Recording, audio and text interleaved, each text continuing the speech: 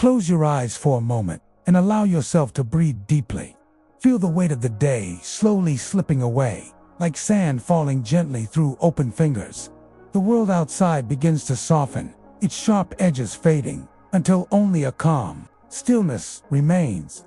It is within this stillness that a journey begins, not through the noise of cities or the burden of time, but along a path hidden in the quiet folds of the earth, waiting only for those willing to wander slowly. You stand at the edge of a countryside bathed in twilight. The last whispers of sunlight linger on the horizon, painting the sky with faint strokes of rose and amber. Behind you lies the world you know, a world of voices and clocks, of duties and distractions. Ahead of you, however, the land stretches into something different, something older, something untouched by hurry. The air is cooler here, carrying with it the scent of grass and faint traces of wood smoke, carried from distant cottages unseen. The path before you is narrow. Its soil is pressed firm by countless unseen footsteps of travelers who once walked this way long ago. No signs mark its entrance, no maps remember its course. Yet there it lies, winding gently toward the waiting hills. At first glance, it seems ordinary, just another rural trail. But as you take your first slow step, you begin to sense something beneath the surface, an invitation woven into the very earth itself. A whisper too soft to hear, yet too certain to ignore. The grasses at the edge of the path sway lightly in the evening breeze, brushing against your ankles like a gentle welcome. The wind itself feels different, here less hurried, as though it carries not just air but memory. It drifts in long, slow sighs, stirring the leaves in the distance, echoing like voices from another time. Step by step, you begin your walk. Each footfall presses softly into the earth, steady and deliberate. There is no reason to rush. Here, time bends, loosening its grip, encouraging you to move at the rhythm of breath, at the pace of stillness. The path leads gently upward into the first folds of the hills. The world behind you begins to fade from view. The last farms and fences, the distant hum of lifefall dissolve, as though the ordinary world is slipping quietly into sleep. Before you rises a forest, tall and solemn, its edge dark with shadows. Yet there is no fear in its presence. Rather, it feels protective, as though the trees have been waiting patiently for your arrival. The first trees greet you like guardians of an old secret. Their trunks are wide, their bark furrowed with age, each line etched by seasons of wind and rain. The air beneath their branches is cooler, hushed, filled with the fragrance of moss and damp earth. A carpet of leaves softens the ground, their edges curled and browned by time. As you step onto this natural floor, the forest seems to sigh in quiet acknowledgement. The canopy above is dense, but not suffocating. Shafts of fading sunlight slip between the branches, illuminating patches of green and gold on the forest floor. The light does not blaze, but glows gently, as though reluctant to leave. Each flicker of brightness lingers, catching the edges of leaves, making them shimmer like old coins in forgotten treasure.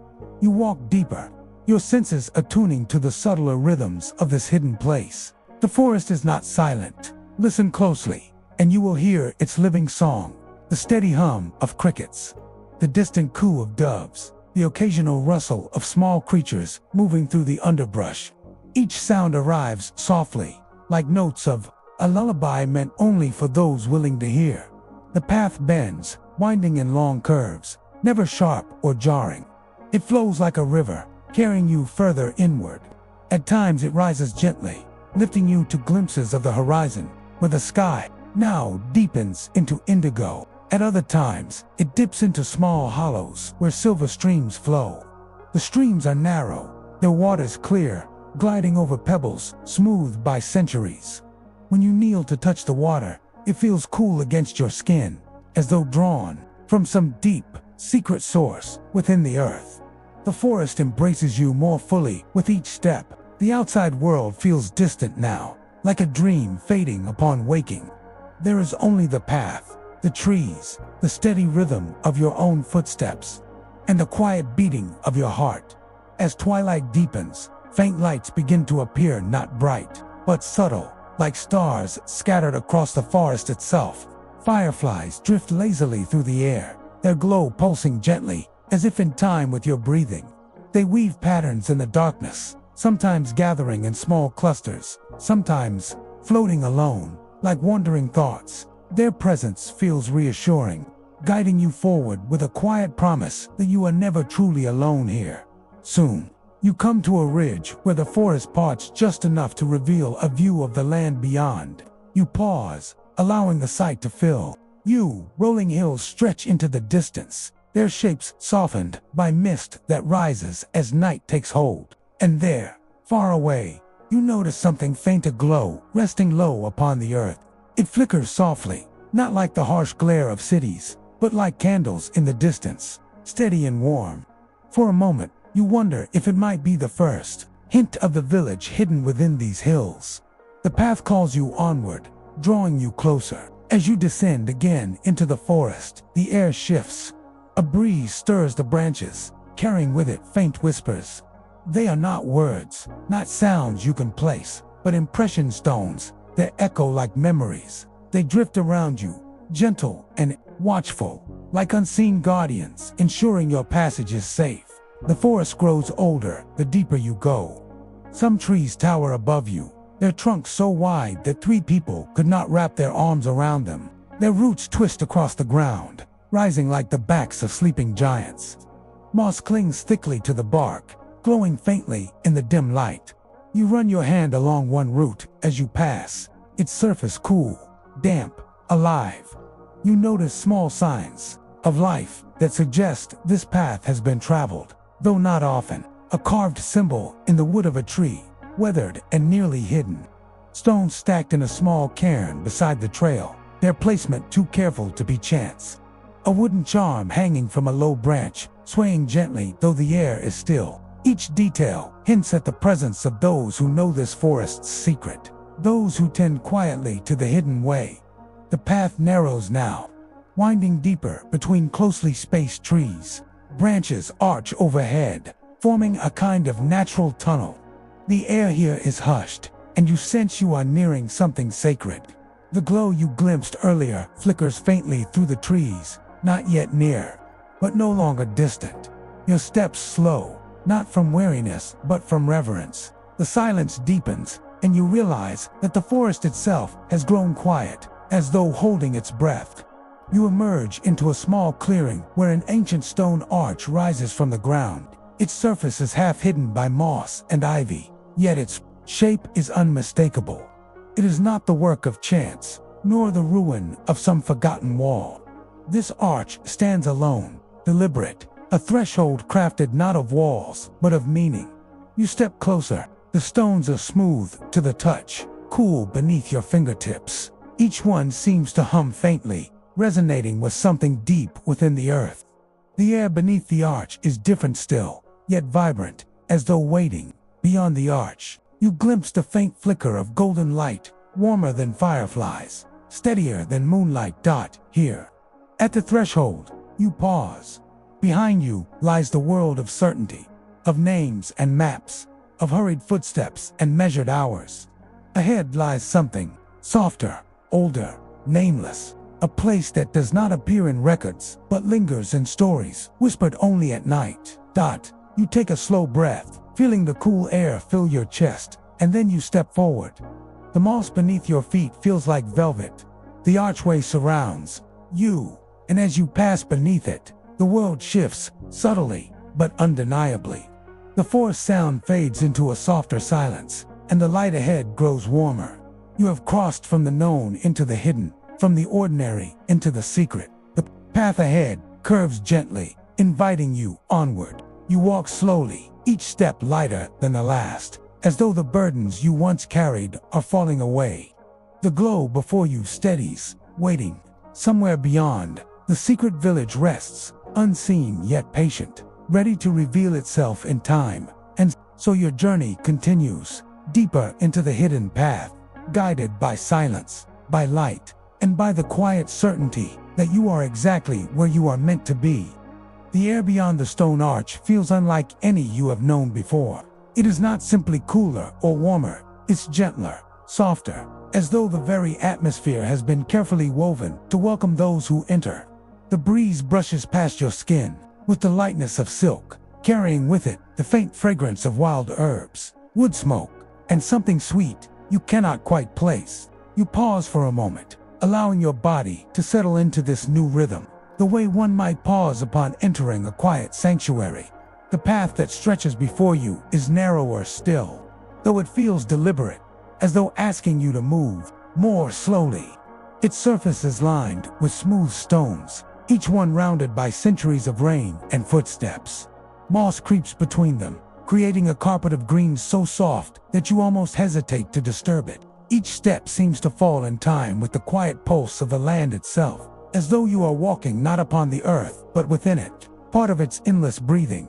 The trees here are older, their trunks wider, their branches twisted into shapes both strange and graceful. Some bend low across the path, forcing you to bow slightly as you pass beneath them, like a guest showing respect upon entering a sacred place. Others stretch high into the sky, their crowns lost among the stars that now glimmer faintly overhead. The forest seems alive, with presence watchful, patient, never hostile, but never careless. As you continue, you begin to notice small signs that you are not the first to walk this way. Wooden charms hang from branches, swaying ever so gently, though the air is still. Each charm is carved with symbols so old they no longer carry clear meaning, yet they radiate quiet intention words of protection, perhaps, or offerings of gratitude to unseen guardians. In the crook of one tree rests a clay vessel, half buried in moss, filled with water that reflects the pale light of the moon. You walk on, and gradually, the forest begins to change. The air grows warmer, touched with a faint golden glow that seems to come not from torches or lanterns, but from the land itself. Ahead, the path opens into another clearing, wider than the last. Here, a pool of water rests at the center, fed by a stream that trickles from between two stones. The water is clear, but it does not reflect your face in the usual way. Instead, it shimmers faintly, as though lit from within, rippling with images you cannot quite understand. For a moment, you see flickers faces, perhaps, or memories not your own. But when you blink, the surface is calm again, holding only the glow of starlight. Beside the pool grows a circle of wildflowers. Their colors are muted in the night, soft whites, pale blues, gentle yellows, yet their fragrance lingers in the air, sweet and comforting. A breeze stirs them gently, and they seem almost to bow toward you, acknowledging your passage. You kneel for a moment, touching the edge of a petal, feeling its delicate coolness. When you rise again, the path calls you onward. It winds slowly around the clearing, leading deeper still into the hidden heart of the forest. Here, the trees grow closer together, their branches weaving a canopy so thick that little moonlight reaches the ground. Yet the path remains lit, not by fire, not by flame, but by a faint glow that seems to rise from the moss itself. The ground beneath your feet shimmers softly, like embers hidden in velvet. Each step illuminates the next, guiding you gently forward. The silence deepens. The forest is no longer filled with birdsong or insects. Instead, the quiet is profound, a hush so complete that even your breath seems to echo. And yet, it is not an empty silence. It is a silence of a place that has listened for centuries, holding secrets too vast for words. At last, the path begins to rise. You climb slowly, your steps steady, until you reach the crest of a hill. There, before you, the forest parts. The view opens wide, and you see it clearly for the first time, the secret village, resting in the hollow of the valley below. It glows with a soft, golden light, each cottage lit as though by candle or hearth. The roofs are thatched, the walls built from stone and timber worn, smooth by time. Smoke curls lazily from a few chimneys, drifting upward into the still night air. Pathways wind gently between the homes, unpaved but well-tended, their edges lined with lanterns that flicker with warm flames. At the center of the village stands a great well, its stone rim gleaming faintly in the moonlight. From this distance, the village looks like something from a story, something too perfect, too serene, to exist in the world you left behind. And yet, here it is real, breathing, waiting. You remain upon the ridge for a while, simply watching. The sight alone seems to calm you, as though the very presence of the village seeps into your heart. The burdens of the day feel smaller, your thoughts slower, your body lighter. You are not yet within the village, but already you feel its embrace. When at last you begin your descent, the path widens once more. Stones line its edges, carved with faint runes that glow softly in the night. They mark the boundary of the hidden place, a quiet welcome to those who have come this far. The air grows warmer, filled with the faint aroma of wood fires and bread baking somewhere unseen. The glow of lanterns grows brighter, guiding you down into the valley. At the edge of the village, you find a small wooden gate. It stands open, unguarded, its hinges creaking softly in the breeze. Above it hangs another charm, larger than the ones you saw in the forest, carved with spirals and stars. You step beneath it, and as you do, the sounds of the village reach you at last. They are not loud, they are not hurried. They are the sounds of a place at peace. A faint hum of voices drifts through the air, low and soothing, like the murmur of water in a stream. The crackle of a fire, the soft bray of a donkey, the laughter of a child doll blend together into a lullaby of simple life. You walk slowly down the lane, taking in the cottages, the gardens, the lanterns glowing like small suns. A villager passes you, nodding in quiet greeting, their faces calm, their eyes gentle, carrying no trace of suspicion or haste. Another villager sits upon a stone step, mending a basket, humming softly to themselves. Nearby, two children chase each other with sticks, their laughter light, yet never piercing the calm dot. Everywhere you look, there is simplicity, yet also richness. The walls are rough stone, yet each is decorated with small carvings. The gardens are humble, yet filled with herbs and flowers that perfume the air. Nothing here is extravagant, and yet everything feels whole, complete, exactly as it should be. At last, you find yourself drawn to the well at the center. Its stones gleam faintly, polished smooth by generations of hands. You approach slowly, sensing its importance. The water within is dark, yet as you lean over its edge, it shimmers faintly, reflecting not only your face, but something deeper, something you feel but cannot name. The villagers pass by without pause, as though accustomed to its mystery. For them, it is not strange. For you, it is a quiet revelation. You rest here a while, listening to the faint trickle of water, watching the light dance upon its surface. The world around you grows stiller, softer, until it feels as though even time has decided to linger. And in this moment, standing at the heart of the hidden village, you realize that the path you walked was not only through the forest, it was through yourself. Each step shed a weight, each turn revealed a hidden place within. Now, as the village welcomes you, you feel not only that you have arrived somewhere secret, but that you have remembered something long forgotten. The night deepens, and the lanterns glow brighter. The villagers begin to gather, moving slowly toward a central square, carrying baskets of food, jars of honey, loaves of bread still warm from the oven. Their voices rise gently in greeting, soft laughter mingling with the rustle of evening air. A seat is left for you among them, as though they always knew you would come. You take your place among the secret people of the village, feeling the warmth of their welcome, the peace of their presence. The path has led you here, and the night has only just begun. The wooden gate you stepped beneath does not close behind you. It remains open, as if to remind you that in this place, there is no fear of intrusion, no sense of boundaries that must be guarded. The very air seems to say, all who arrive in peace are already home.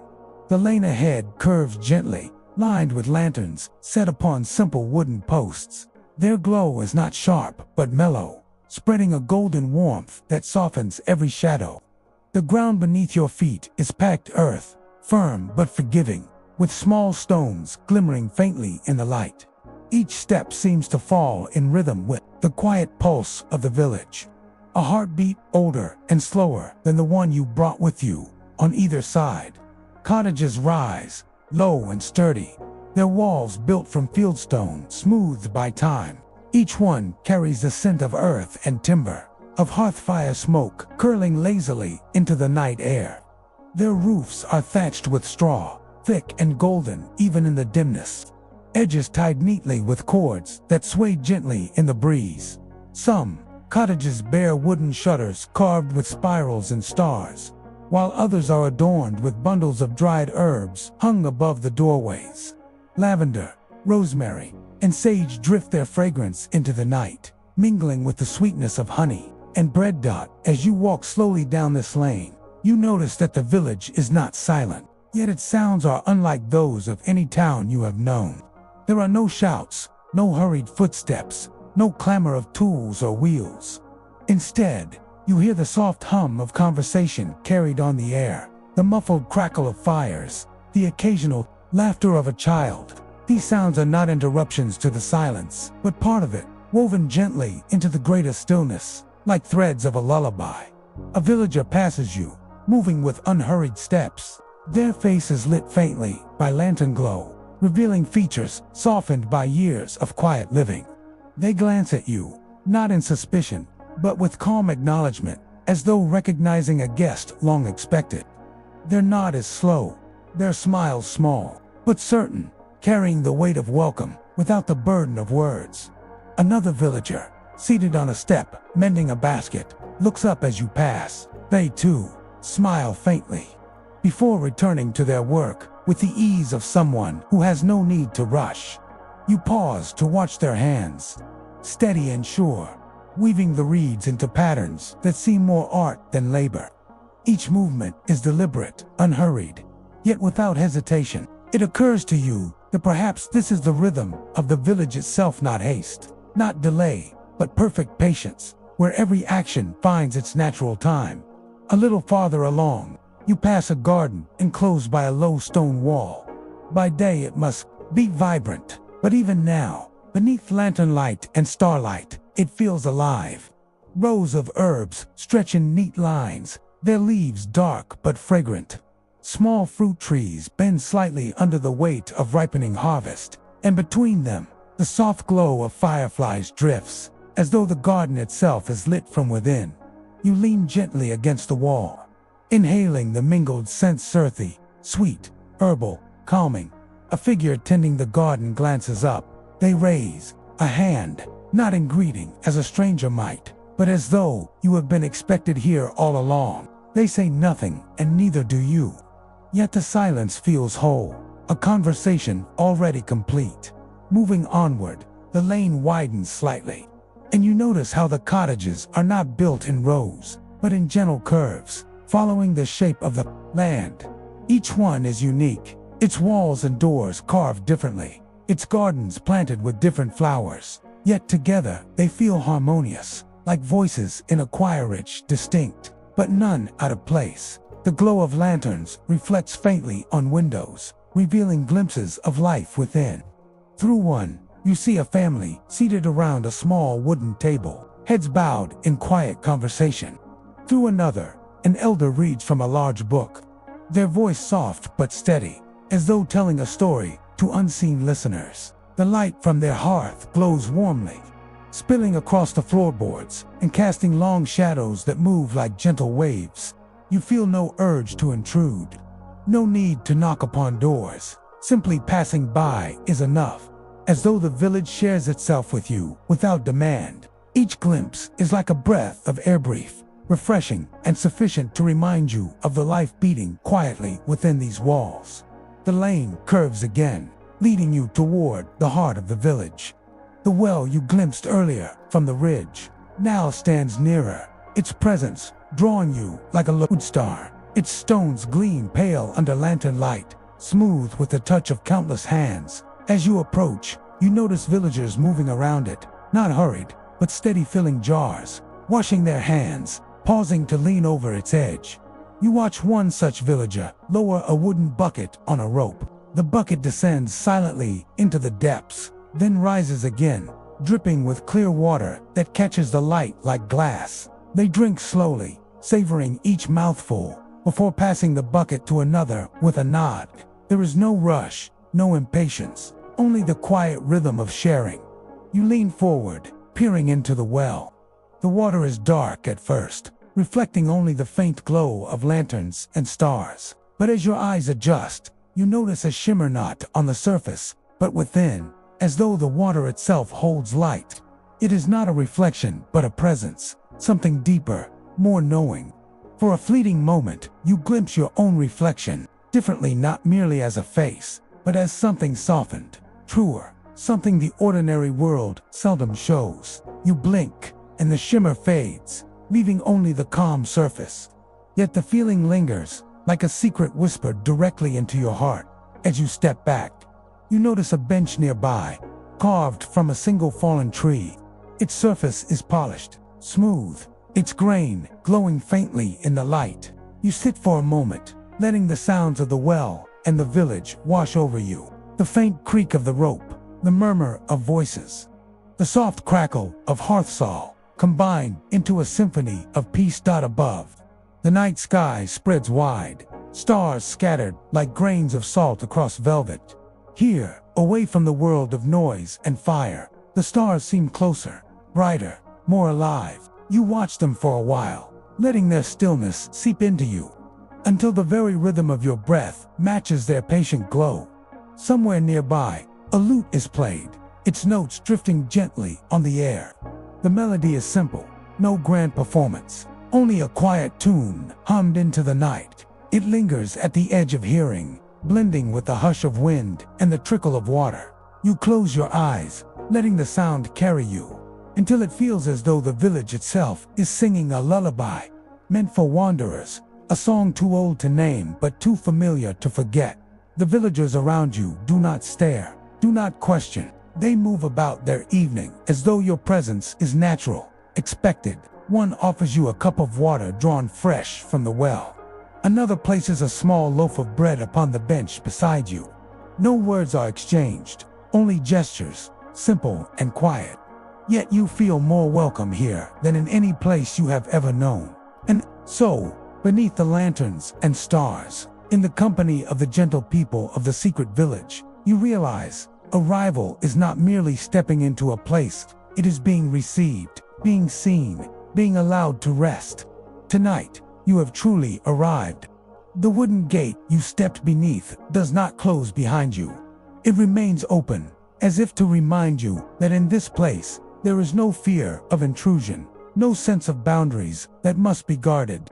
The very air seems to say, all who arrive in peace are already home.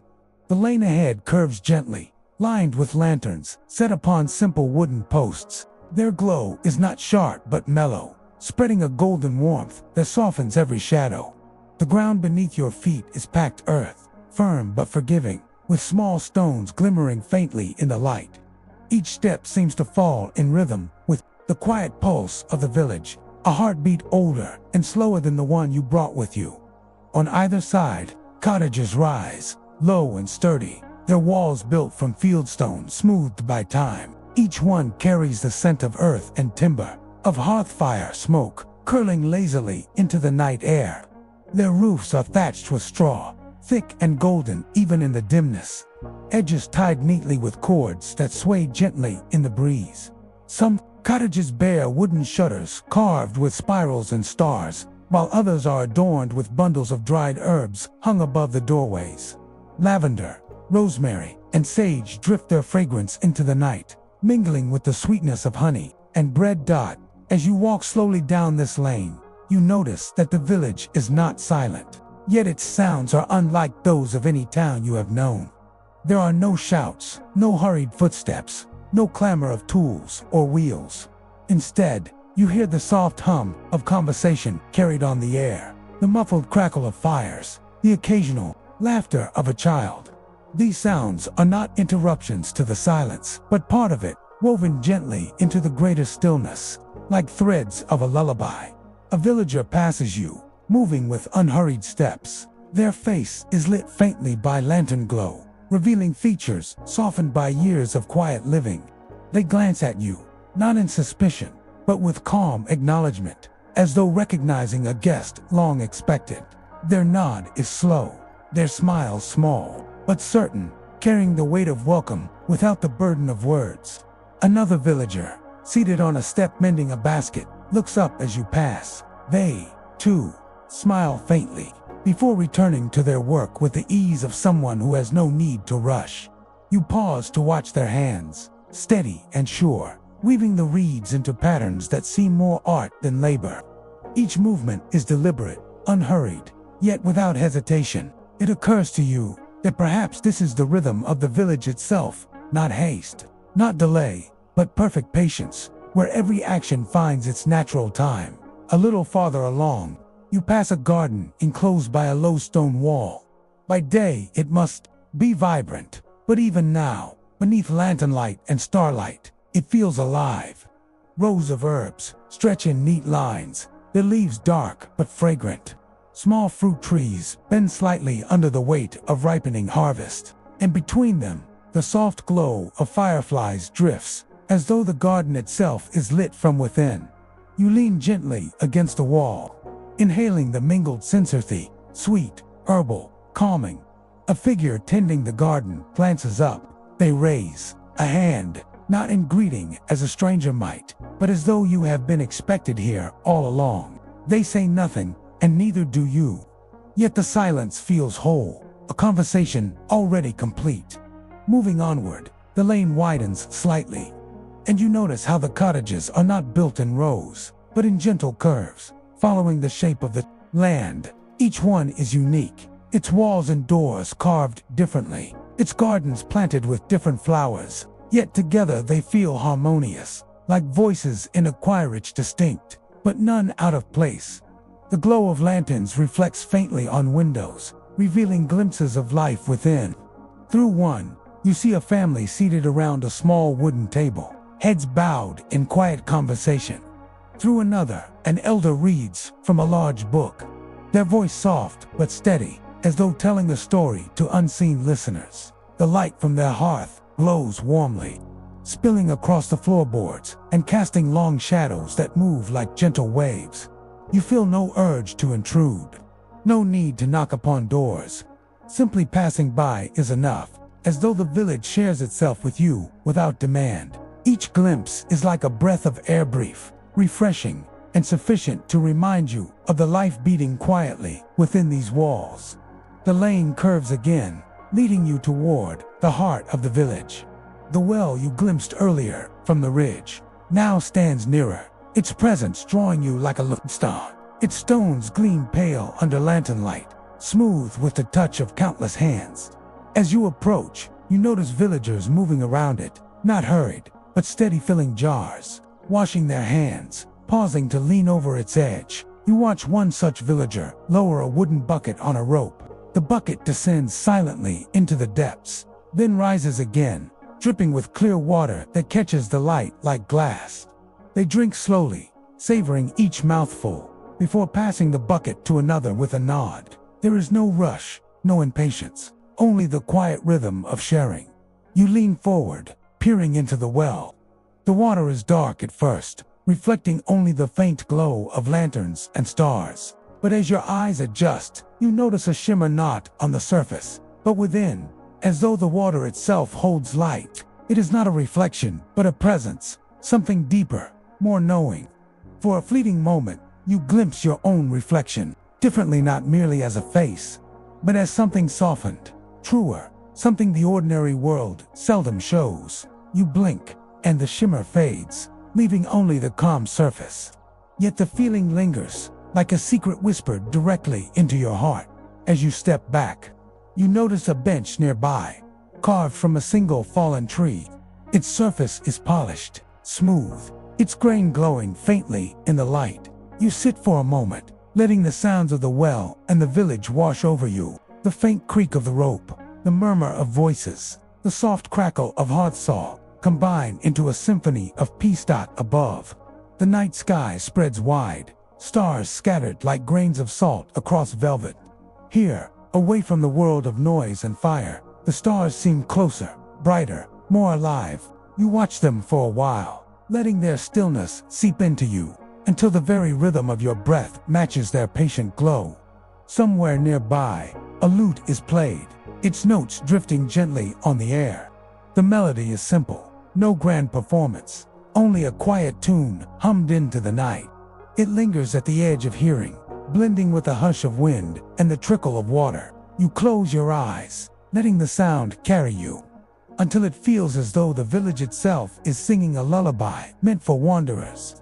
A song too old to name, but too familiar to forget. The villagers around you do not stare, do not question. They move about their evening as though your presence is natural, expected. One offers you a cup of water, drawn fresh from the well. Another places a small loaf of bread upon the bench beside you. No words are exchanged, only gestures, simple and quiet.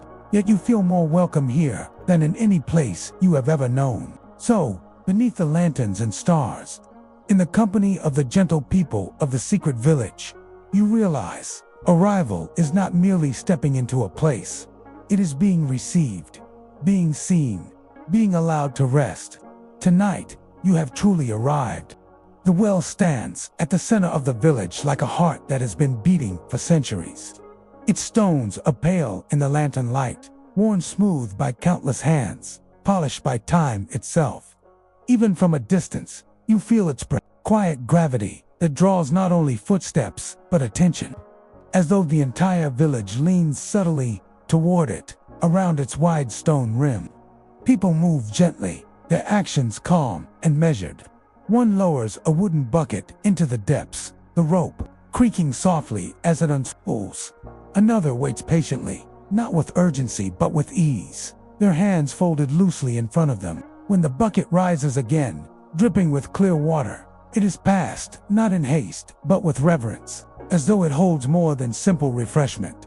You approach slowly, each step bringing you closer to the soft murmur of water hidden deep within. The air near the well is cooler, carrying with it a faint mineral scent, a freshness that makes every breath feel lighter. Villagers stand nearby, speaking in low tones, their words blending with the creak of the rope, the splash of water, the gentle laughter of children chasing each other across the square. When at last you reach the well, you lay your hand upon its edge. The stone is cool and smooth, bearing the warmth of countless palms before yours. You lean forward and peer into the depths. At first, you see only darkness, broken by faint glimmers of reflected lantern light. But as your eyes adjust, you notice something else shimmers that moves not with the ripples, but with your breath, your thoughts, your very presence. The villagers seem unbothered by this strangeness. To them, the well is not mysterious, not a marvel. It simply is a part of life as constant as the sky, as ordinary as the earth beneath their feet. Children drink from it without hesitation, cupping their small hands into its water. Elders dip their palms and press the droplets to their foreheads, as though blessing themselves with something more than moisture. You lower the bucket slowly, the rope humming in your hands. The wood dips beneath the surface with a muted splash, sending ripples across the dark water. When you draw it back up, droplets fall in silver arcs, pattering softly against the stone rim. You bring the bucket close, dipping your fingers in. The water is cold, crisp, yet it carries a softness that surprises you, like silk flowing across your skin. When you raise it to your lips, the taste is pure, without sharpness, without bitterness. It is as though you are drinking not just water but quiet itself, drawn from a place deeper than earth, older than memory. Each swallow spreads through you like calm, cooling the restlessness that still lingers at the edges of your mind. And then, as you lean once more over the rim, the water shifts. It no longer reflects only your face, but something beneath it, shadows of thought, glimmers of feeling. You see yourself as you are, when all the masks of the day have fallen. When there is no one to impress, no task to complete, no weight to carry. You see your face softened, your eyes clearer, your breath steady. The sight startles you, not with strangeness, but with truth. You blink, and the vision fades, replaced once more by simple reflection. Yet the echo of it lingers, stirring something within you, like a memory almost recalled. You glance around, half expecting someone to explain, but no one does. The villagers continue their quiet rhythm, drawing water, sharing it, moving on. They do not question what the well shows. They do not name it, they simply accept it, as they accept the turning of day to night, the blooming of flowers, the falling of leaves. An elder passes near, their steps slow but steady. They pause beside you, their eyes kind, carrying the weight of unspoken understanding. They rest a hand on the stone rim, glancing briefly into the depths. Their lips curve into the faintest smile before they move on without a word. That is all. No explanation, no lesson, only acknowledgement, as if to say, what you saw is yours to keep. You remain at the well for a long time, watching the way its surface shifts and settles, how it captures light and shadow, how it reflects not only the world above but something deeper still. The water does not hurry, it does not hide, it simply waits, offering its quiet truth to any who lean close enough to see from where you stand. You notice how the village itself seems to orbit this place. Paths converge here, footsteps gather here, and yet there is no crowd, no press of bodies. People come and go in a rhythm that feels balanced, natural, as though each knows instinctively when it is their time to draw near.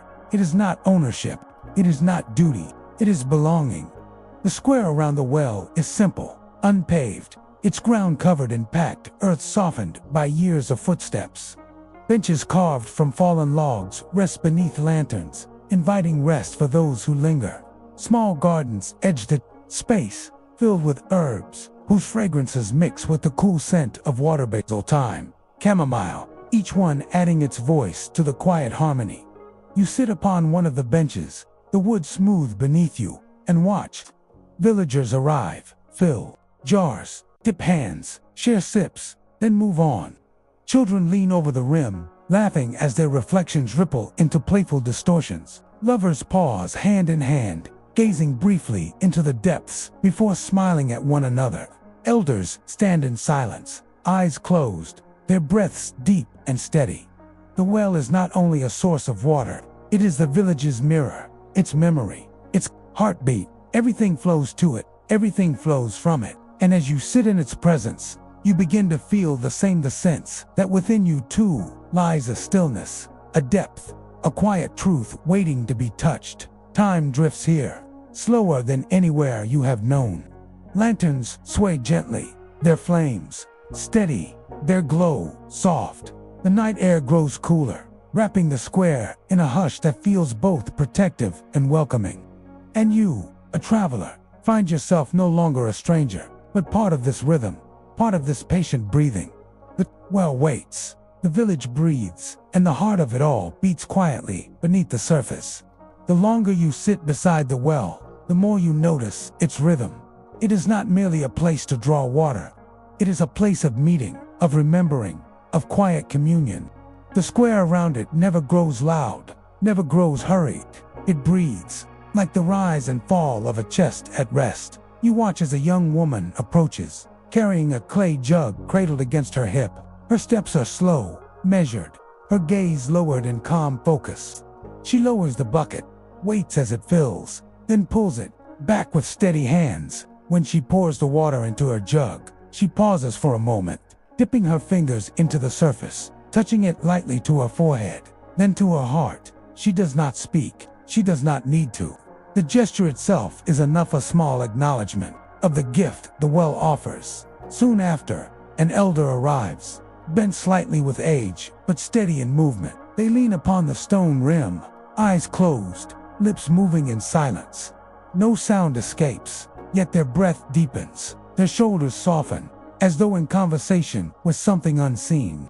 When at last they dip their hands into the water, they drink, slowly, their eyes opening with a gentle light, as though the well has reminded them of something precious. The villagers never crowd, never push, never claim. Each comes when the moment is right. Each leaves when their presence is complete. It is not a rule, not a lit, is a rhythm, shared and trusted.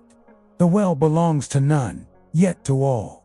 Children treat the place differently, yet still with reverence. They lean over the rim, peering into the depths, giggling as their faces ripple and stretch. Sometimes, they toss in small flowers or polished stones, watching them vanish into the darkness below. Their laughter rises lightly, yet even their play does not break the well's calm. It is as though the well itself welcomes it, absorbing joy as easily as silence. You lean forward again, letting your gaze rest upon the shifting surface. The water glimmers faintly, stirred by the lantern light. At first, it shows only your reflection. But then, just as before, something deeper flickers into view. It is not a clear image, not a vision as you might imagine in a dream. It is more a suggestion, a soft unveiling. You see yourself not only as you are, but as you feel, tired in ways you did not name, longing in ways you did not voice, yet softened by the presence of this place. The water does not judge. It does not command. It simply shows, and in its quiet honesty, you feel a release, as though a weight you had carried unnoticed has begun to slip away. A villager seated nearby watches you, their eyes kind, their expression serene. They say nothing, yet their gaze tells you they understand. Perhaps they, too, have seen themselves differently in this water. Perhaps they, too, have left behind burdens here. You nod faintly, and they return the gesture, the silence between you enough to hold the moment. As the evening deepens, small rituals begin around the well. A group gathers, holding candles in clay holders. They stand in a circle, their faces lit in warm glow, their eyes lowered. One by one, they lower their candles to the rim, setting them along the stone until a ring of light encircles the well. The flames flicker gently, reflected upon the water's surface, multiplying until it seems as though stars themselves have descended to rest in its depths.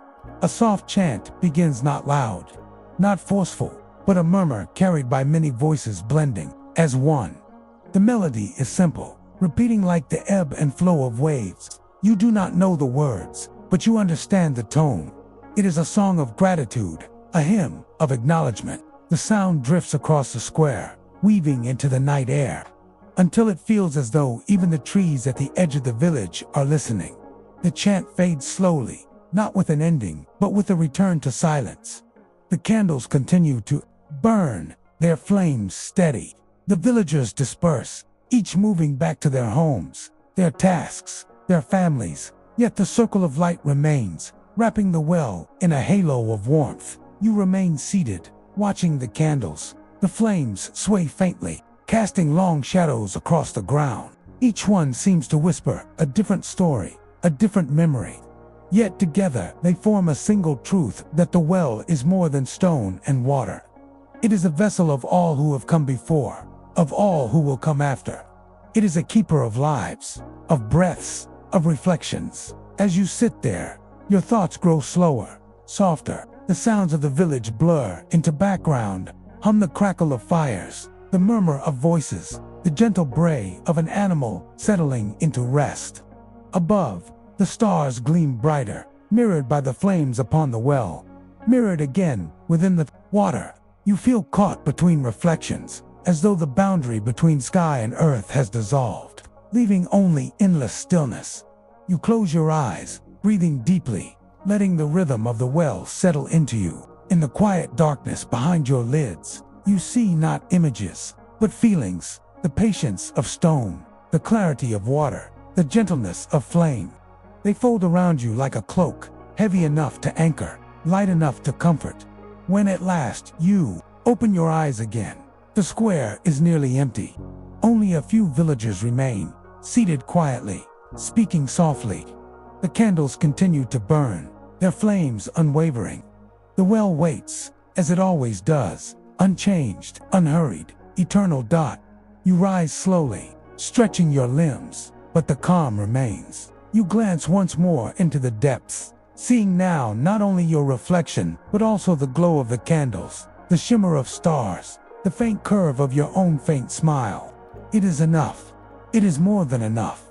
And so you step away, carrying the well within you, knowing that, though you leave its rim behind, its heart beats quietly in your own. Evening drifts gently across the hidden village, not as a sudden fall of shadow, but as a slow unfurling of calm. The sky, once brushed with soft amber, deepens into velvet blue. The last glow of daylight lingers upon the rooftops, then slips away, leaving the cottages bathed in the warm hush of lantern light. The villagers move with unhurried grace as the hour turns. There is no bell to summon them, no horn to mark the time. The change is felt, not signaled, an instinct shared among them, as natural as the rhythm of breath. One by one, doors open. Light spills softly from thresholds. The air grows rich with the sense of bread drawn from ovens, herbs simmering in broth, honey warmed by fire. You find yourself drawn toward the square once more, where the great well rests at its center. Already, lanterns are being hung upon hooks, their golden flames glowing against the cool dusk. Some are simple glass jars with candles inside, their surfaces smudged by use. Others are crafted from carved wood, their patterns cut into shapes of stars and circles, spilling delicate shadows across the earth. Each light is small, humble, but together they form a constellation that rivals the sky above. Villagers gather in twos and threes, carrying baskets, bowls, and jars. Some bring loaves of dark bread, their crusts still warm and fragrant. Others carry woven baskets of fruit plums, apples, figs gleaming softly in the flicker of the flames. A few bring clay pots filled with stews and broths, the steam rising in fragrant ribbons. The children, given smaller tasks, carry jars of honey, their lids sealed with wax. The golden liquid catching firelight with a gentle glow. No one commands, no one directs, yet everything unfolds with harmony. A cloth is laid upon the ground near the well. Dishes and baskets are placed upon it, arranged without fuss, but with care. A wooden board appears, set upon two stones, and soon it too is covered with offerings. By the time the last villagers arrive, the square has transformed into a table without edges, a feast without walls. The air hums with voices, soft and steady. They do not rise above the night. They blend with it, as though speaking in tune with the rustling of the trees, the crackle of the fire, the sigh of the wind. Laughter comes now and again, light as bells, but never sharp enough to disturb the calm. Every sound is cushioned, gentle, carried on the hush of evening dot. You are welcomed without question, drawn into the circle as though you have always belonged. A space is left for you upon one of the benches, carved from the trunk of an old tree, its surface smooth from years of use. You take your seat, feeling the warmth of those beside you, the quiet acceptance in their presence. No one asks your name. No one asks your story. In this place, being here is enough. A loaf of bread is passed toward you, its crust crackling faintly as it is torn. You take a piece, feeling its warmth against your fingers. The flavor is rich but simple, the taste of wheat and earth and fire. Soon after, a bowl of stew is offered. You lift it slowly, inhaling the fragrance of herbs, roots, and grains simmered together.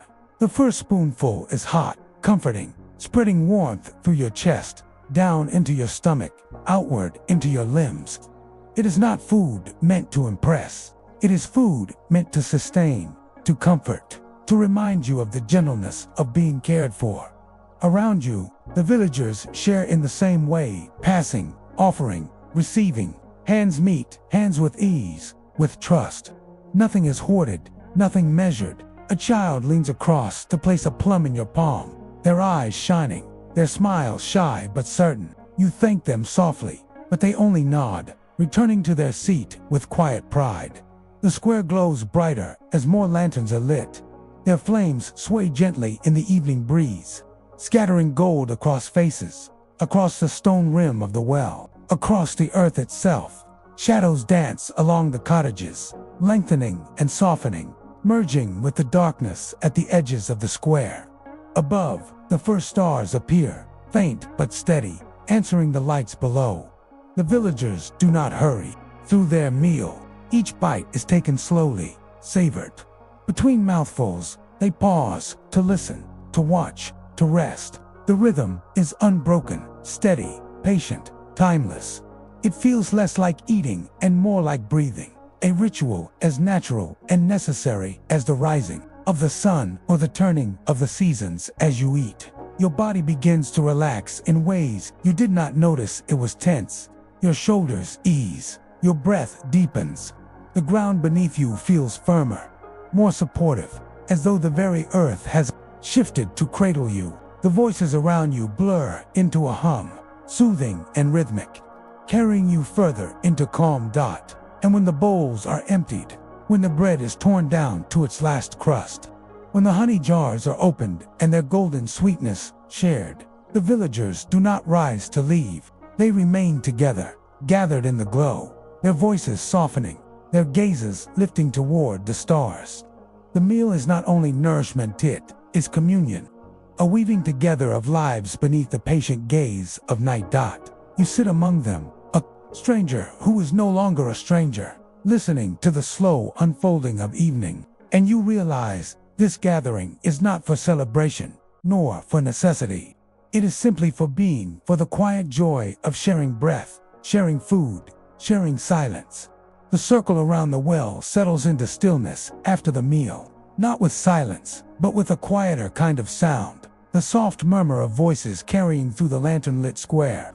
Children curl against their parents, heads resting upon shoulders, eyelids drooping heavier with each passing moment. Elders sit with their hands folded loosely in their laps, eyes half closed, their faces serene in the glow. Someone stirs the fire at the edge of the square, sending a puff of sparks upward. They rise like fleeting stars, dancing briefly in the cool air before vanishing into the night. The flames steady again, casting a golden ring of light that reaches across the faces gathered. It does not dazzle, it soothes. The glow feels like a heartbeat, pulsing gently in rhythm with the hush of voices. One of the villagers begins to hum a low and gentle tune. The melody is simple, repeating again and again, like a rocking cradle. Others join softly, their tones blending into a harmony so smooth it feels less like music and more like breathing together. The sound moves through the gathering like a tide, rising slightly, then ebbing until it becomes part of the night itself. You close your eyes for a moment, letting the song wash over you. It has no sharp edges, no grand notes. It is circular, patient, a melody that could last forever without tiring the ear. When you open your eyes again, you notice the children have stilled, their restless play replaced with calm.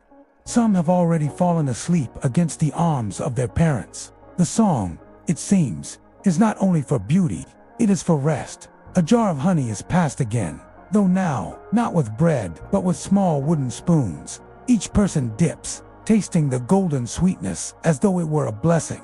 When the jar reaches you, you take a spoonful. The honey is thick and warm, coating your tongue with the flavor of summer flowers. It lingers, spreading slowly through you, until even your thoughts seem softened, slowed.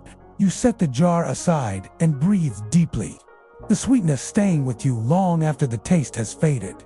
The conversation that follows is unhurried, flowing like a gentle stream. Villagers speak of small things, of gardens and weather, of animals and herbs.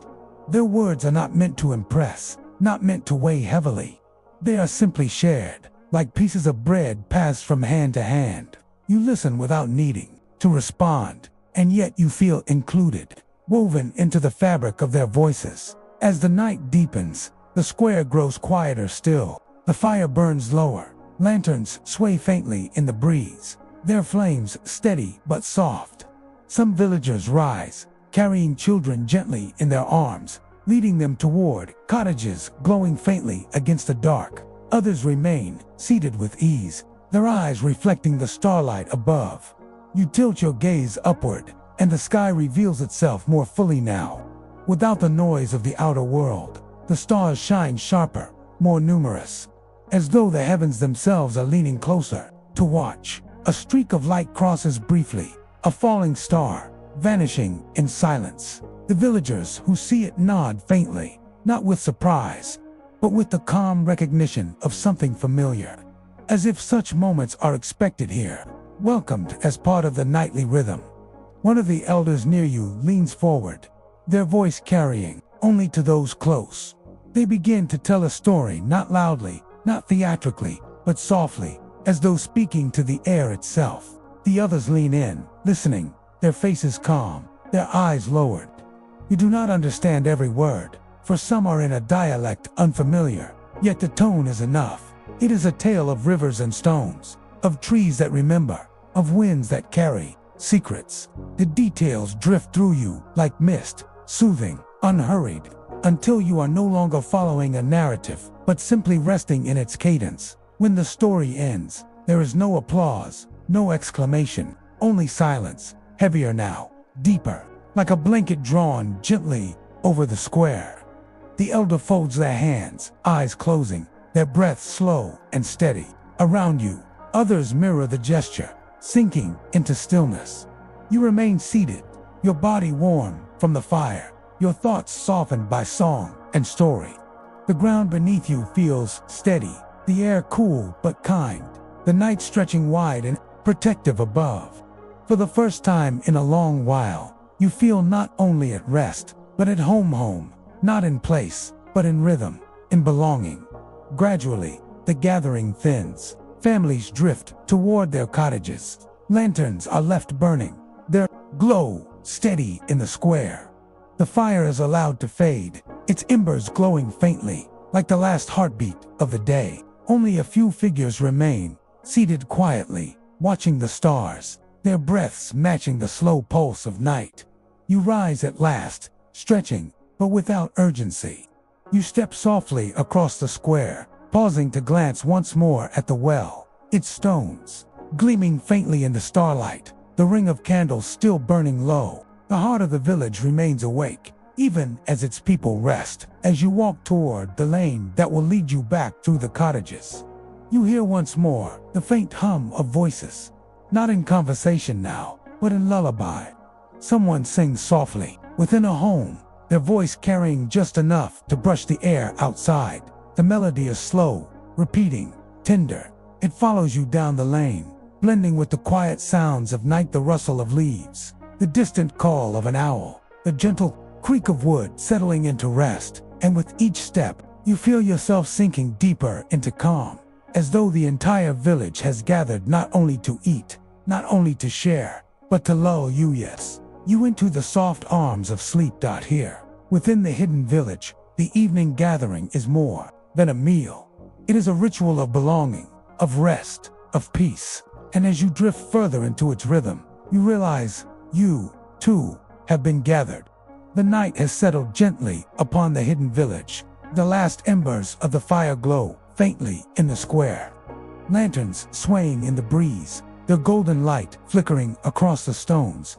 Families have drifted back to their cottages, yet a smaller circle remains, those who linger not only for food or song, but for something deeper. A hush spreads across the gathering, not forced, but natural, like the stillness of a pond when the wind grows calm. The villagers shift upon their benches and cushions. Children curl close to their parents, and the elders fold their hands in their laps. All eyes turn slowly toward one figure, old man seated upon a carved wooden stool near the well. His hair is white as frost, his skin lined like the bark of the ancient trees. Yet his gaze is steady, clear, alive with quiet light. This is the storyteller. You know it without being told. The villagers' silence, the children's expectant gazes, the air itself waiting, all confirmed his place. He does not rise, he does not gesture for attention. He simply breathes, slow and deep, and with that breath, the story begins. At first, there are no words, only the rhythm of his breathing, steady as the tide. Then, softly, his voice emerges. It is low, weathered, like wind moving through tall grass. Each syllable seems shaped not only by lips and tongue, but by years, by memory, by something older than the man himself. He begins not with people, but with place. Long ago, he says, before the cottages and the gardens, before even the path that led you here was known, the valley was wild. The hills rose higher, their slopes tangled with forest. Rivers ran freely, carving deep lines through stone. The stars above were the only lights at night, and the creatures of the woods moved without fear of fences or walls. It was a time before names, when the earth itself spoke in ways no map could capture. The children lean forward, eyes wide, though they do not interrupt. They have heard such stories before, perhaps many times, yet they listen as though for the first time. The elder's voice carries them, steady, unhurried, weaving sound into vision. He speaks of a river that once flowed where the well now rests. Its waters were deep and dark, moving with the patience of centuries. It was said that the river remembered everything it touched, the stones it smoothed, the trees it nourished, the skies it reflected. To drink from it was to taste memory itself, to feel the weight and wonder of all that had passed. As he speaks, you almost hear the low murmur of water, the faint rush of current winding through the valley. The night air seems to carry its echo, as though the river lingers still, unseen but not gone. The storyteller pauses, his breath a bridge between one thought and the next. He lets silence rest, not as emptiness, but as part of the tale. Then he continues. In those early days, he says, travelers wandered into the valley. They came not seeking a village, for no village yet stood. They came following the whisper of water, drawn by thirst not of the body, but of the spirit. They knelt at the river's edge, cupped its water in their hands, and in its depths they saw not their faces, but their truths. Some saw joy, some sorrow, some longing, some peace. But all who looked found themselves changed, softened, made new. The villagers around you shift slightly, nodding, as though in agreement, as though this story is not myth but memory carried in their bones. The elder's voice lowers, softer still, like a secret. He tells of a night when the river stopped. No one knew why. The water did not dry, the current did not fade, but the river ceased its speaking. Its surface reflected only what the eye could see, no longer what the heart carried. The travelers despaired, for they felt cut off from the gift they had known that it was then. The elder says that the people of the valley gathered. They lit candles, they sang softly, they told stories to one another as they had once listened to the water. And though the river no longer revealed them, they began to reveal themselves to each other. Their truths were spoken, their burdens shared, their joys remembered. And in that sharing, they realized something: the river's gift had not left them. It had simply moved, flowing not in water, but in words, in presence, in the joining of lives. His voice trails off, and silence settles once more. The villagers do not rush to fill it, they rest in it, letting the words linger, letting the meaning seep like water into roots. But the elder shifts slightly upon his stool, his hands resting on his knees. He looks not at anyone in particular, but at all, his gaze sweeping gently across the circle. Then he speaks again, softer, slower.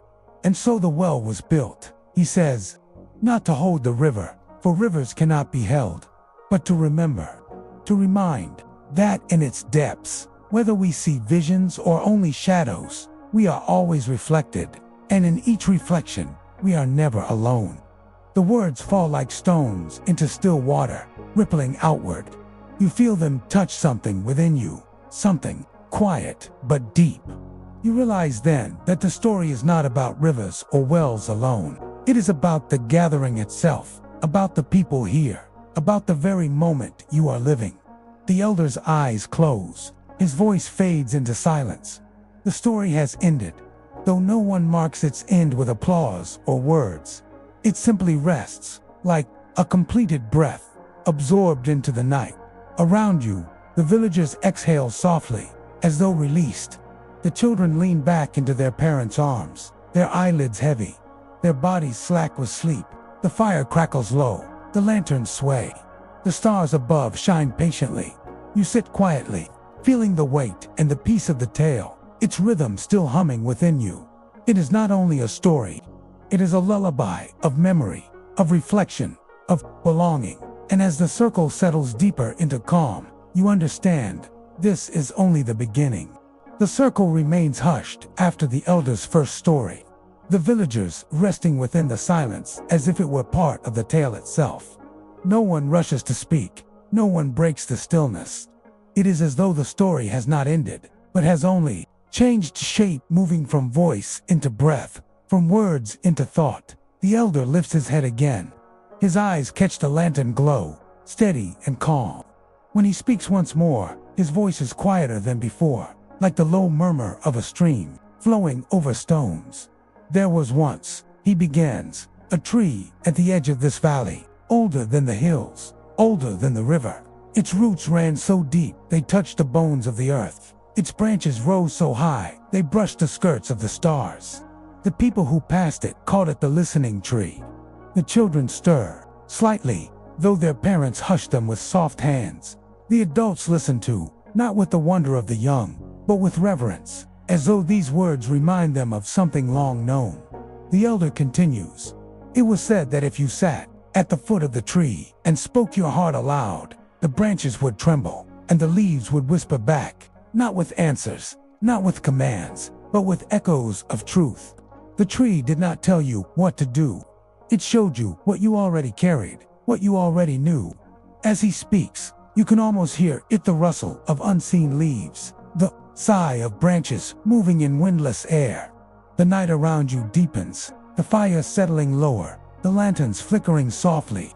It feels as though the listening tree itself leans in, its roots reaching across the earth beneath your feet. One night, the elder says, a wanderer came to the tree. He was weary from his journey, burdened by choices he did not know how to make. He sat beneath the branches and poured out his heart.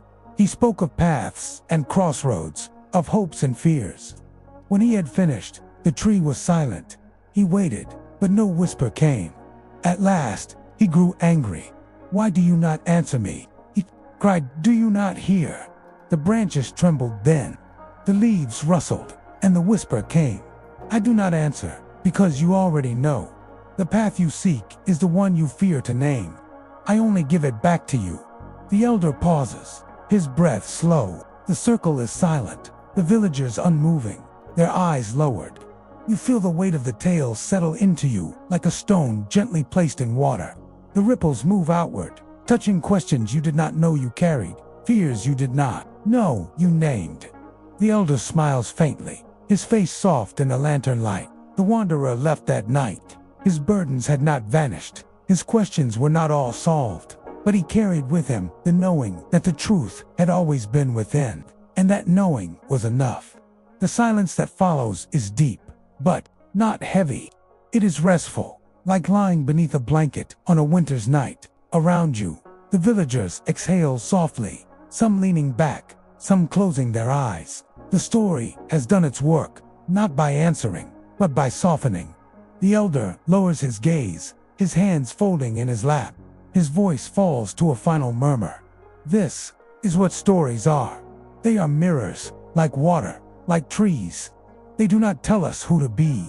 They remind us of who we already are. The fire crackles faintly, a log collapsing into glowing embers. Sparks drift upward, rising like tiny stars before fading into the dark. Above, the true stars shine steadily, vast and patient. The well glimmers faintly at the center of the square, its waters holding the reflection of flame and sky alike. Storyteller does not speak again. He has said enough. The rest belongs to silence, to breath, to dreams. Around you, the villagers begin to drift away, moving quietly toward their cottages. Children are lifted gently into arms, their heads resting against shoulders. Elders rise slowly, leaning on canes or the arms of others. Soon, the square grows empty, save for the last few lanterns and the soft hum of the well. You remain a while longer, listening to the silence, feeling the rhythm of the story still pulsing within you. The night is not finished, but your place within it feels secure, as though the tale has not only been told to you, but has included you, drawn you into its quiet circle. At last you rise, stretching slowly. The village around you is hushed, wrapped in sleep. The lanterns burn low, the fire sinks to embers, the stars glow brighter still. You take one final glance at the storyteller, seated still upon his stool, eyes closed, his face peaceful. He does not look like a man who has told a tale. He looks like a man who has simply let the night speak through him. You step softly back into the lane, carrying the weightless weight of the stories within you. Their rhythm lingers, guiding your breath, easing your thoughts. You know there will be more tales, more voices, more nights. But for now, this is enough. The village breathes, the stars shine, the stories rest, and so do you. The night grows deeper, stars glisten above the valley, sharper and brighter than you have ever known. Their light falling like gentle rain upon the rooftops of the secret village. Most of the cottages now lie in quiet shadow, their hearths glowing faintly through shutters. Yet near the square, a smaller circle has gathered once more, not for food, not for song, but for tales older than memory. Lanterns are placed upon the ground, their flames steady, their glow casting long, soft arcs of gold across the earth. A few villagers sit close to the fire, others upon benches, some leaning against the stone rim of the well. The air is hushed, yet filled with presence, as though the forest itself has stepped nearer. Listening from the edges of the village, an elder begins to speak, their voice slow, low, carrying the weight of tradition. They speak not of the village, but of the woods beyond the deep forest, the hidden paths, the places where moonlight rarely reaches. Their words unfold like mist, drifting gently, carrying images that rise and fade in your mind. They tell of the whispering trees, said to stand in a grove so old that no one remembers its planting.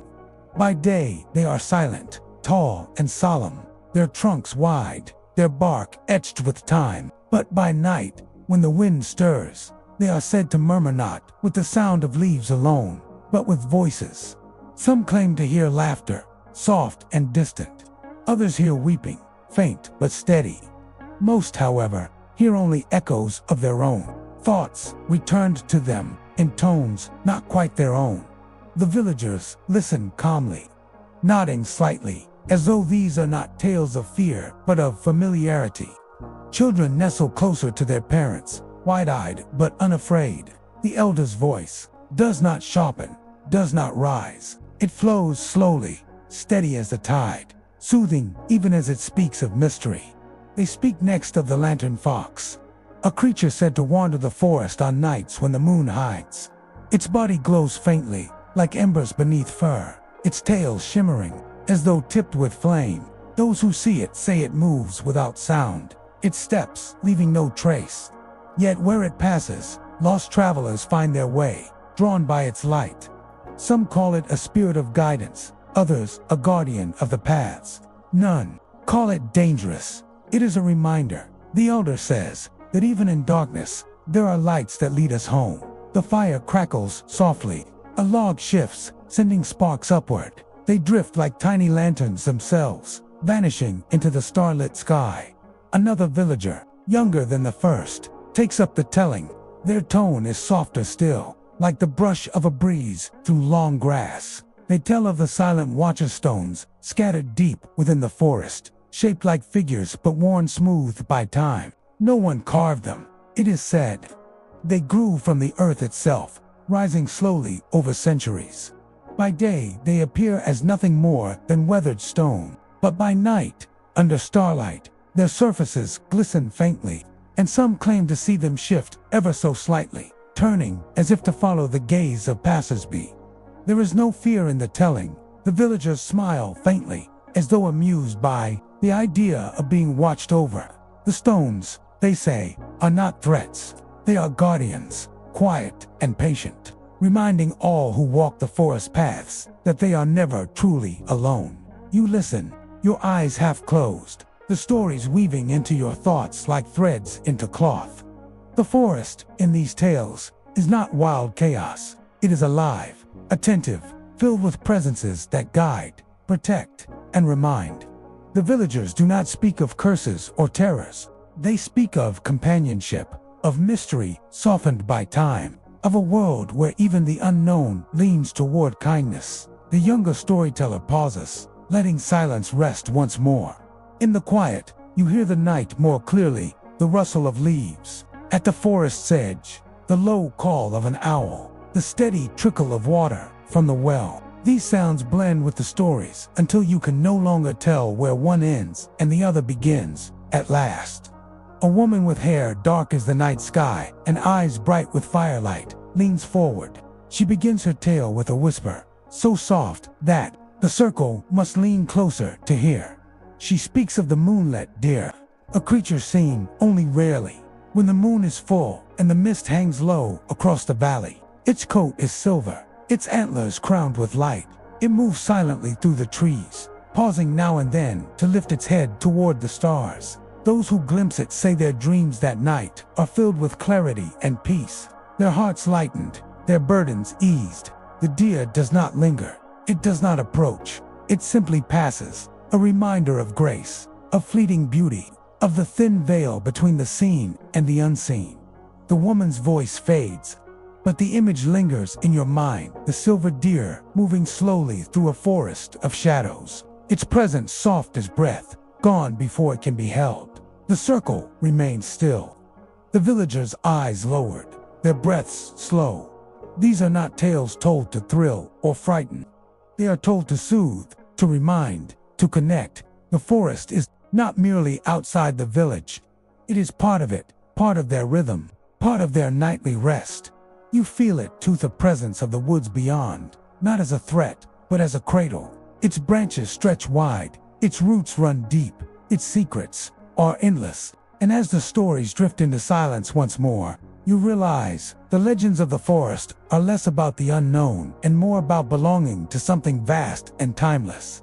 The lanterns glow, the fire hums low, the well shimmers faintly, and the voices fade. Night holds you, the stories hold you, and the forest breathes with you. The hush around the circle deepens, as though the night itself leans in closer to listen. The forest at the edges of the village sways gently, branches whispering in rhythms older than memory. Lantern flames tremble in the breeze, scattering gold across the stones, and the stories continue. An elder with a voice like worn wood begins next. They speak of the river spirit that wanders unseen through the forest streams. By day, the water flows clear and simple, quenching thirst, nourishing soil, but at night, under starlight, the river is said to sing. Its voice is low, a hum beneath the current, heard only by those who walk alone and listen with their hearts. Some who hear it return, changed not with knowledge, not with visions, but with a peace they cannot explain, as though the river has washed not only their skin but their spirit. The villagers nod gently, some smiling faintly, as though recalling times when they too felt the river's secret music. You find yourself listening, almost expecting to hear it. Now the soft murmur of water moving through unseen channels, blending with the stillness of the night.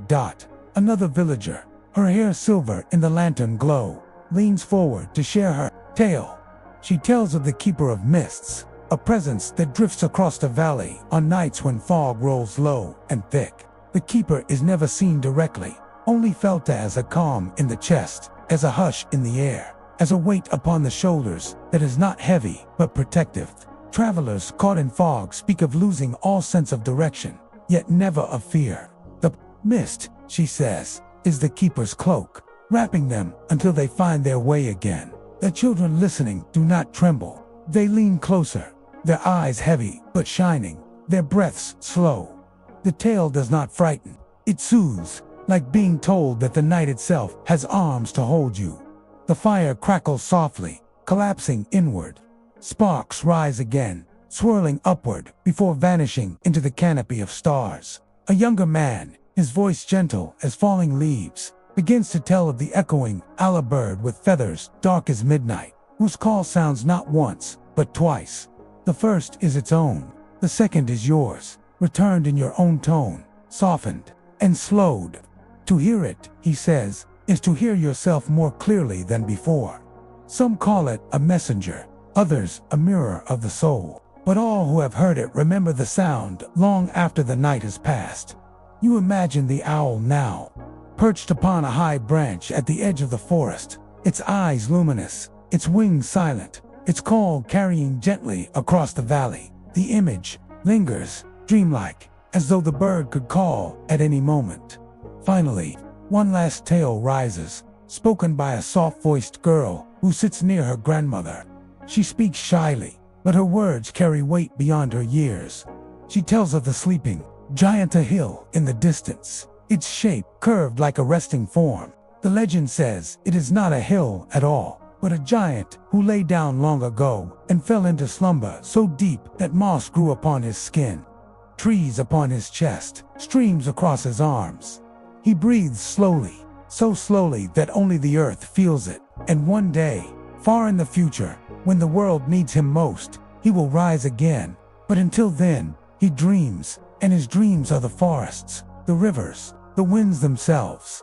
The villagers listen in silence, their eyes half closed, their breaths matching the rhythm of the tale. The girl's voice fades, and the night deepens further, heavy with stillness, yet gentle with calm. No one speaks after the last legend. There is no need.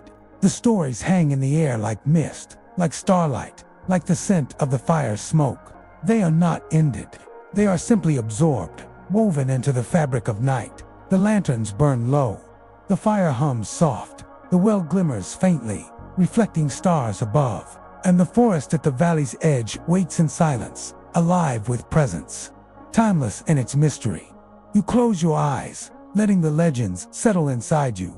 They do not command belief. They do not demand answers. They are simply there, like the steady beat of the heart, like the rhythm of breath. And as sleep presses closer, you realize the forest is not apart from you. It is within you, its legends moving through your dreams like roots beneath the earth. Quiet, endless, enduring. The fire has burned low, the lanterns flicker faintly, and the square grows quiet once more.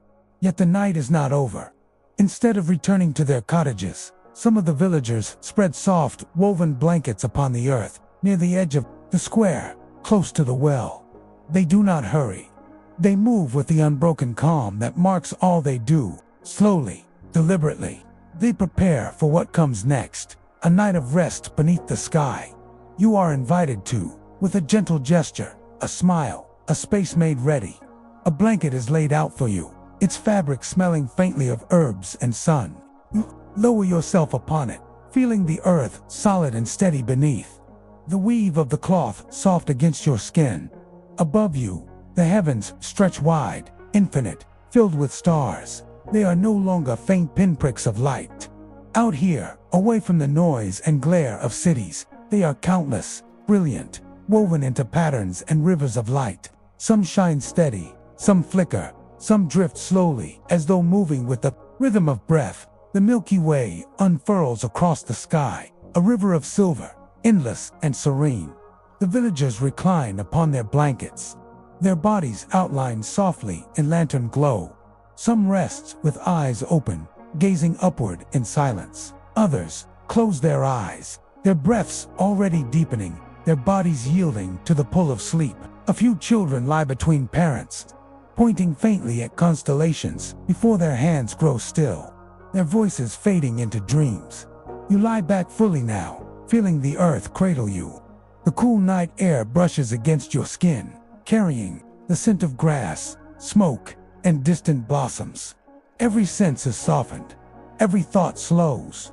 The sky does not press down, it opens up, vast and patient, like an ocean of light. Beside you, a voice begins to speak low, steady, almost a whisper. It belongs to one of the elders, though you cannot tell which. They are not telling a story now. They are naming stars, their finger points upward, tracing slow arcs across the heavens. That one, they murmur, is the shepherd's star. It rises early, guiding those who travel. And there, the archer see, his bow stretched wide across the night. Beyond him, the crown, a circle of light that has shone for countless generations. And there, the river, flowing across the sky, its waters endless, carrying the dreams of all who sleep beneath it. The voice pauses. Another joins in, naming a different cluster. Those three, together, they are called the sisters. They watch over children in their sleep. And that faint one, barely visible, near the horizon, that is the dreamer. They say when you fall asleep beneath its light, your dreams carry messages from long ago. The names are not from any chart, you know. They are not the constellations of textbooks or maps. They are older, gentler, shaped by the lives and hearts of those who have looked upward from this valley for centuries. Each name feels less like a label and more like a lullaby, a way of speaking to the stars as though they are family, companions, guardians. You let your eyes drift across the sky, following their gestures, their whispers. Slowly, your breathing begins to match the rhythm of their voices. Long, slow inhales, soft, steady exhales. The stars seem to shimmer in time with your breath, glowing a little brighter each time you inhale, settling into calm each time you exhale. The villagers do not speak constantly. They let silence stretch, long and soothing, until another voice rises to name another star, another cluster, another river of light. The pattern is unhurried. It is not a lesson. It is a rhythm, a way of falling gently into sleep. You close your eyes for a moment, but the stars remain. They linger behind your eyelids, shimmering softly, shifting into patterns of light that move like water. You feel as though you are floating now, upon earth, not upon blanket, but within the sky itself, drifting among constellations, carried by their calm. The night deepens further. The lanterns at the square's edge grow dim, their flames settling low.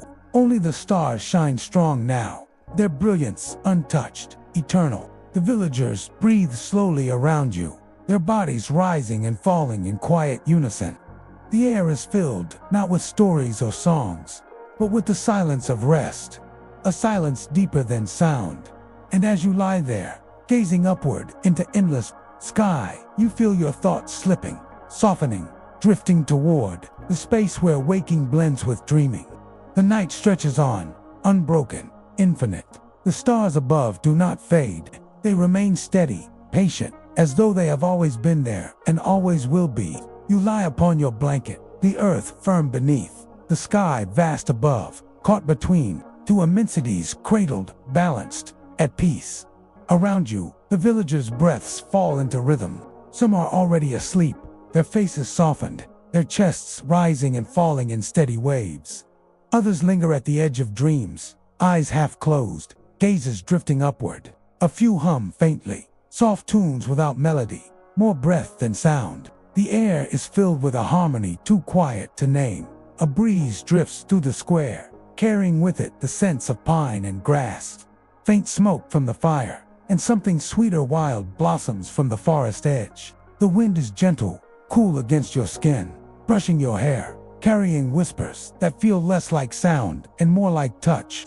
It weaves itself into your thoughts, calming them, guiding them toward stillness. One of the elders speaks again, though their voice is no more than a murmur. They tell of the stars, not as distant fires, but as windows. Each light, they say, is a dream being dreamed by the universe. To look at them is to glimpse what the cosmos itself imagines. Some are bright because they are joyful dreams. Some flicker faintly because they are delicate, tender dreams. All are endless, weaving together to form the great tapestry of night. You gaze upward once more, and the idea softens into vision. The stars do not seem separate now. They appear as threads, luminous strands woven across the heavens, connected, flowing, endless. You are not beneath them, you are within them. Their light falls upon you not as something far away, but as something close, intimate, belonging. Your breath deepens, your body loosens, thought gives way to drifting images, visions, fragments of dreams. They come not in chaos, but in rhythm, moving slowly, dissolving gently into one another. For a moment, you imagine yourself rising from your blanket, not with your body, but with your spirit. You drift upward, weightless, carried by the night, air, higher and higher, until you float among the stars themselves. You move past constellations, through rivers of silver light, past the crown, the river, the sisters. Each one shines as though greeting you, not as a stranger, but as someone long known, long awaited. The villagers' voices fade now, one by one, until there is no speech, no naming of stars, no sound but breath, and the faint crackle of dying embers. Silence fills the square, vast and steady, a silence that is not empty, but complete. You sink deeper into it, deeper into the rhythm of the night. The stars blur softly as your eyelids lower. You let them. There is no urgency, no need to hold them open. The sky will remain, watching over you. Whether your eyes are open or closed, your body grows heavy, melting into the blanket, melting into the earth. Your breath flows slow, unbroken, a tide moving in and out. Thoughts fade, replaced by the hush of night, the glow of stars behind your closed eyes. Sleep drifts closer, not sudden, not sharp, but gradual, like a tide rising softly along the shore. The world around you does not vanish. It becomes part of the dream lanterns, flickering stars, shimmering, villagers breathing gently, the forest standing guard, all blend together, seamless, eternal dot. And as you surrender fully, you realize, beneath these stars, within this secret village, sleep is not simply rest. It is communion with earth, with sky, with all who lie beside you, breathing the same rhythm, sharing the same dream. The night holds you, the stars cradle you, the dreams beneath them open like petals, endless, gentle, waiting. Midnight comes, quietly. There are no bells, no marks of the hour, no sudden change. It slips in softly, like a tide that rises unnoticed until you realize it has already surrounded you. The village lies in near total stillness, each cottage dark save for the faintest glimmer of dying embers. The air itself seems to have slowed, thickened, as though time is pausing to breathe. You lie beneath the stars, your body resting upon the earth, your breath slow and deep. Around you, the other villagers sleep peacefully, their faces softened by dreams, their chests rising and falling in a rhythm that is both individual and shared. The night has become a great lullaby, woven of silence, shadow, and breath. And yet, within the silence, whispers stir. At first they are sounds, the faint chirr of crickets hidden in the grass, the low murmur of water moving unseen, the sigh of wind as it threads through the branches at the valley's edge. These are not noises that intrude. They are gentler than words, softer than thought, shaping the air with presence rather than command. They remind you that even in stillness, the world does not sleep entirely. It breathes, it hums, it whispers. You listen, your eyes half-lidded, your senses stretched outward. The crickets form a rhythm, not hurried, not sharp, but steady, like the ticking of a clock, slowed to match the heart. The wind adds its voice, brushing through leaves with a sound that is not quite music, not quite silence. The water joins, its gurgle faint but endless, a thread of sound winding through the quiet. Together, they weave a pattern you had not noticed before, an unseen song that has always been present, waiting for you to hear. It is then that you notice another kind of whisper, not sound exactly, but suggestion, as though the night itself leans close, speaking in tones beyond language. It is not a voice you hear with your ears, but one you sense, gentle, endless, carried on the hush of air. You do not strain to catch it, you do not need to. It comes like breath, like a memory half remembered. The night whispers of rest, of surrender, of belonging. It speaks not of tasks undone or questions unanswered, but of release, of the sweetness of letting go. You feel it seep into you, as though the whispers are not around you, but within you, flowing through your breath, echoing in the chambers of your heart. Each exhale grows softer, each inhale steadier. Sleep drifts closer, yet not with weight, not with force. It arrives like mist, like a hand laid gently upon your brow. The villagers stir faintly in their sleep. A child turns over, murmuring softly, before sinking deeper into dreams. An elder exhales, a long, steady sigh, their chest rising again in calm rhythm. Even their movements feel like whispers, tiny shifts, subtle gestures, quiet reminders of life continuing in peace.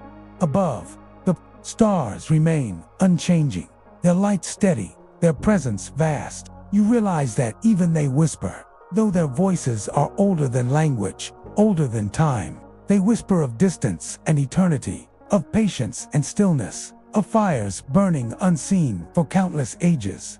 Their whispers are not urgent. They are simply there, endless, waiting, comforting, for a long while. You rest in this web of sound and silence, drifting at the edge of dreams. The whispers do not carry stories now, nor myths, nor names. They carry only calm. And in that calm, you feel yourself dissolving, not disappearing, but softening into the night's embrace. The secret village sleeps. The earth hums. The stars whisper, and you drift with them, deeper and deeper into peace. The stillness of midnight deepens. Around you, the village lies wrapped in silence so complete it feels alive, as though the night itself is a presence keeping watch. The lanterns have burned to embers, their glow faint, flickering only enough to show the curve of the well and the outline of the cottages. Beyond, the forest waits, its shadows wide and endless, its breath moving in slow harmony with your own. The whispers continue. Some sound familiar, grounding. The soft rustle of leaves stirred by the faintest breeze. The hollow call of an owl, carried across the valley and softened by distance. The occasional creak of wood as a cottage settles, the earth shifting gently beneath it.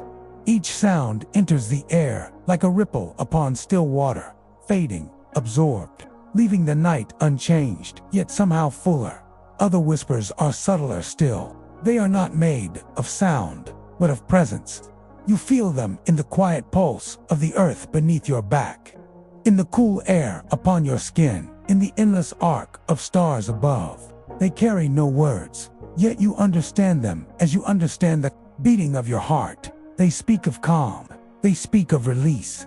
They remind you that nothing needs to be done. Nothing needs to be solved. This moment is enough. Somewhere nearby, a villager stirs in their sleep. You hear the faint shift of fabric, the quiet murmur of a dream. But the sound does not disturb the silence. It joins it, becomes part of it, as natural and steady as the rhythm of breath. The whispers gather around you now, soft and many. They remind you of the stories told earlier in the night, the river that remembered, the listening tree, the lantern fox. Each tale drifts back, not in detail, not in words, but in feeling. They are no longer spoken. They are woven into the hush, carried in the air, folded into the rhythm of the stars. The night itself becomes the storyteller, speaking in silence, whispering through every sound and every stillness. You close your eyes, and the whispers deepen. They are no longer outside you. They are within you. They move through your breath, through the rise and fall of your chest, through the slow drift of your thoughts into dreams. They do not carry urgency. They carry rest. The stars above remain steady, their light, cool and endless. In your half-dreaming state, you feel as though they lean closer, whispering to you, not in voices you can hear, but in the calm they radiate, the patience they embody.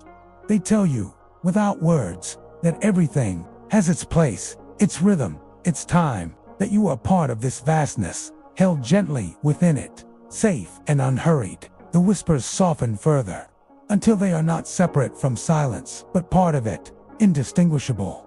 And within that silence, you drift. Thoughts dissolve, breath steadies, the world narrows to stillness, to peace, to the rhythm of the night itself. The secret village sleeps, the forest keeps watch, the stars whisper endlessly, and you, wrapped in their embrace, slip gently, completely, into dreams. The whispers of the night have faded into stillness. The stars remain steady above, but your awareness shifts, softening, dissolving. You are no longer lying upon the blanket, no longer bound to the square of the village. In the quiet turning of dreams, the world around you begins to change. At first, it is subtle, the sound of water, faint and distant, like a stream hidden behind trees. It flows steadily, endlessly, its rhythms soft as breath. The sound grows clearer, closer, until it feels as though it runs not outside you, but within you, moving through your veins, your thoughts, your dreams. When you open your eyes, or perhaps when you dream them open, you are no longer beneath the stars. You stand upon a soft riverbank, grass cool beneath your feet, mist rising in silver tendrils around you. The village has faded, but its calm remains, woven into this new place. Before you lies a river wide and gentle, its surface glowing faintly with starlight. It does not rush, it does not roar. It drifts, slow and steady, carrying reflections upon its skin like lanterns upon glass. This is the river of dreams. You watch its waters flow, and you notice something strange. The reflections upon it are not only of the stars, they are memories, images, fragments of life. A child's laughter, a hand reaching out, a path through tall grass, a lantern glowing in the dark. Some are yours, some are not. They pass like clouds, soft, fleeting, never clinging, never lingering. The air is filled with hush. No wind stirs, no sound rises but the steady murmur of the water. And yet, within its sound, you hear more than water.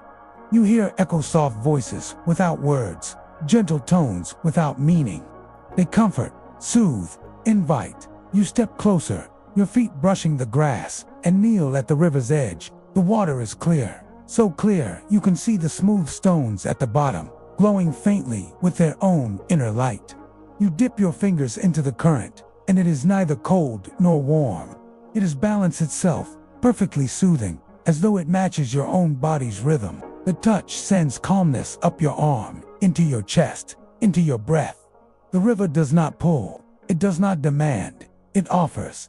You feel its invitation not to swim, not to leave the shore, but simply to drift with it, to allow its rhythm to carry you. You lie back upon the grass, your head tilted toward the flowing water, and soon it feels as though you are moving with it. Even while still, the river of dreams flows both outward and inward. Outward, it carries fragments of the world, all its moments, all its stories, all its lives. Inward, it carries your thoughts, your breath, your heart. You realize that you are not beside it, you are part of it. Each breath you take is one of its ripples. Each thought is one of its reflections. The mist rises higher, curling softly in the air. It does not hide the river. It wraps it, gentles it, turns its glow into halos of silver light. The stars above blur softly, their shapes bending, as though they too drift within the current. You close your eyes again, and the river remains. Its sound flows within you, steady, endless. Its calm deepens. Images drift across your mind like its reflections, slow, fleeting, dissolving. A forest path, a lantern fox, the listening tree, the silver deer. They are not stories now. They are dreams, drifting upon the current, unbound by sequence, unbound by time. The river hums softly, a lullaby without words. Its current matches your breath, its flow matches your heart. And as you surrender to it, you realize the river of dreams does not carry you away. It carries you deeper into yourself, deeper into rest, deeper into the endless calm of night. The river continues to flow, unbroken, endless. Its current does not hurry. It moves with the patience of eternity. You watch as the water carries reflections downstream, one after another, each dissolving gently into the next. None resist, none linger. All move with grace, as though this drifting is their only purpose. You lean closer, gazing into the river's surface, and it shifts, offering visions. You see a cottage lantern glowing faintly, a child's hand reaching out, fields of golden grain beneath a summer sun. Then the images fade, replaced by others' clouds drifting across a twilight sky, the curve of a crescent moon, a village well, shimmering under stars. These are not random. They are threads of memory, woven from the lives of those who dream. Some belong to you, some belong to others. But here, upon the river's surface, ownership no longer matters. All dreams are shared, all stories connected, flowing as one. The sound of the water deepens. At first, it is only murmur. Now it becomes a hum, low and steady, like the voice of the earth itself. It vibrates through the ground, through the grass, through your bones. You feel it echo in your chest, calming every beat of your heart. You close your eyes, and the hum remains. The river is no longer outside you. It flows within you, each breath a current, each thought a ripple, each moment a drop of endless water. You are not by its edge. You are inside it, floating, drifting, weightless. The mist thickens, wrapping you in silver haze. Within it, you see faint forms, shapes made not of substance, but of memory. Figures walk the banks, their faces soft, unbound by time. Some are villagers you have met. Some are strangers, Some are people you cannot name, yet feel you have always known. They do not speak. They drift as you drift, their forms dissolving into mist, returning to the current. The river carries you onward. Its course bends gently, widening, narrowing, always flowing, always calm. At moments, you sense you are moving far away, beyond valleys, beyond forests, into worlds unseen. At others, you feel you are sinking inward, into the quietest chambers of your heart. Outward and inward, both at once. And then, as you drift deeper, the river begins to glow. Not brightly, not sharply, but as though every drop of water is touched by starlight. The reflections upon its surface dissolve into pure light, soft and endless, until the current becomes a ribbon of silver, stretching into eternity. In this light, dreams do not end. They unfold. A fox with lantern eyes pauses at the bank, watching. The silver deer lifts its head, antlers shimmering. The whispering trees bend gently, their leaves murmuring not in sound but in shimmer. All the legends return not as stories told, but as visions living, part of the dream river, part of the flow. You surrender fully now, your breath long and steady, your body weightless. The river carries you, and you need not ask where. Its direction is not toward a place, but toward a state of calm so deep that nothing remains but peace. Time dissolves, boundaries dissolve. You are the river, you are the dream, you are the endless flow. The current slows, not because it stops, but because you no longer sense movement. There is no beginning, no end, only stillness within flow, only peace within motion. The river of dreams has carried you into itself. And here you remain, resting, breathing, dissolving into calm. The river of dreams fades slowly, like mist dissolving into air. You are no longer drifting upon its current. Instead, you find yourself upon the same blanket where you began, resting upon the earth of the secret village. Yet something has changed. The stars above are dimmer now, paling against the horizon. The long night has begun to loosen its hold. Dawn approaches dot. At first, it is only a hint. A faint light gathers in the east, softer than silver, gentler than flame. It does not arrive all at once. It lingers at the edge of the sky, hesitant, quiet, as though reluctant to disturb the stillness of the night. But slowly, patiently, the light grows.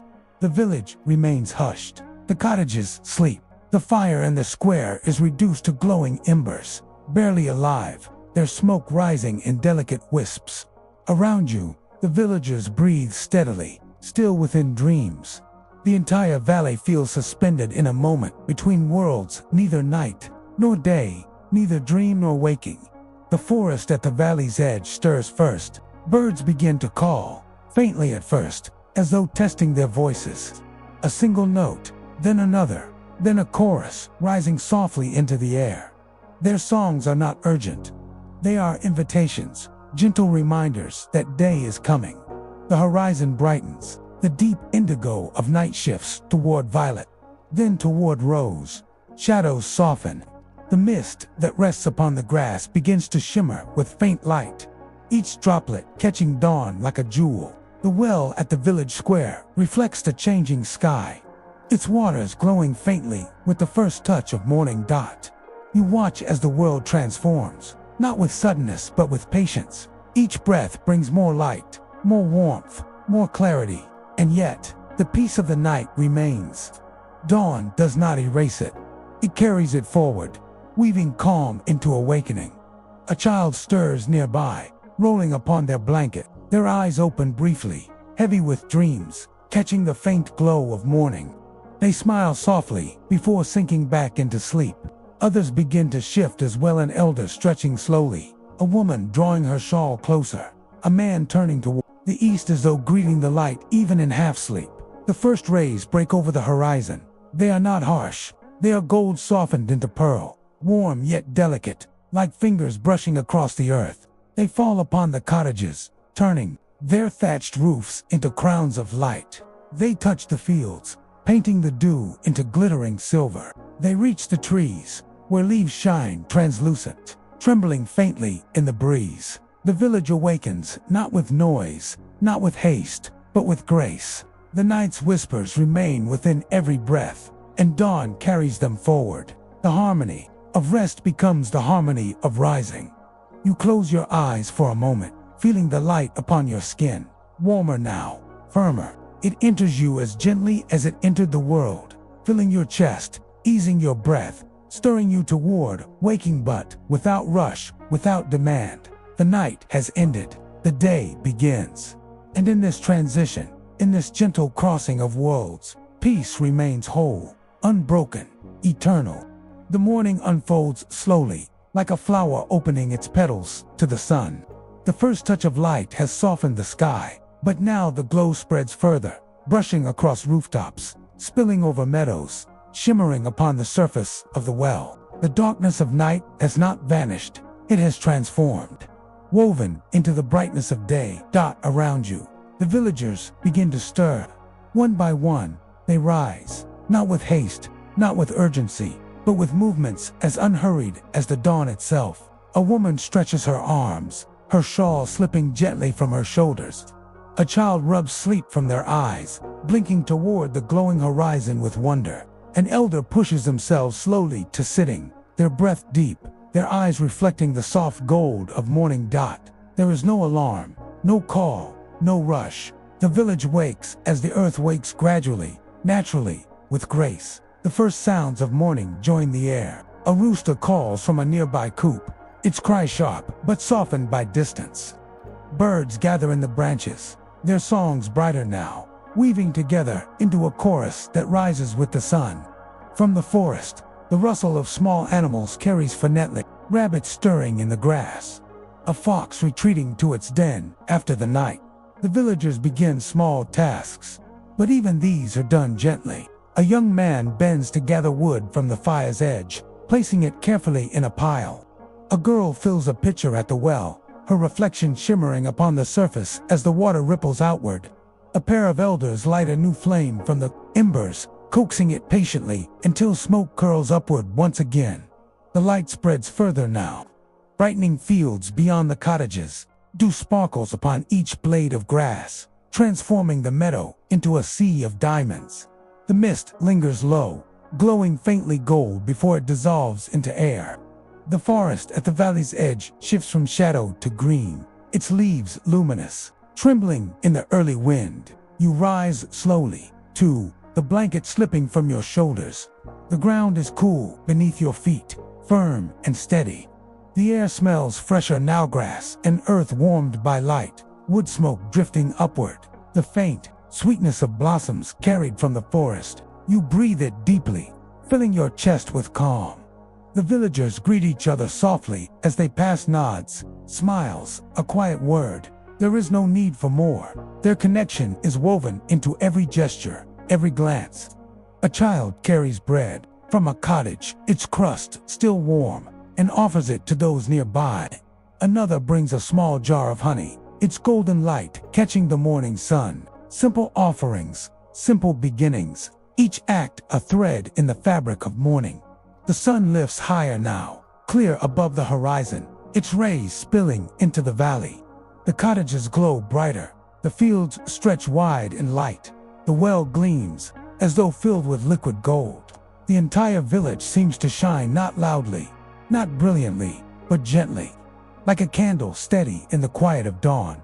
You realize that the night's peace has not been broken. It has transformed, carried forward into the day. The whispers of midnight, the flow of the dream river, the calm of the stars all remain, softened into the rhythm of morning.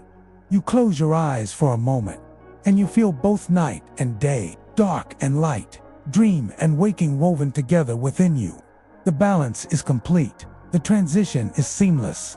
The secret village has shown you that peace is not bound by hour or season. It is eternal, carried in the breath, in the earth, in the rhythm of life itself. When you open your eyes again, the village is awake, alive, yet still serene. The dawn has completed its work. Light has entered fully, and with it, the day begins. And yet, the calm remains, steady as the heartbeat, endless as the sky. The Thaw Part 10, Dawn's Gentle Light Chunk 2.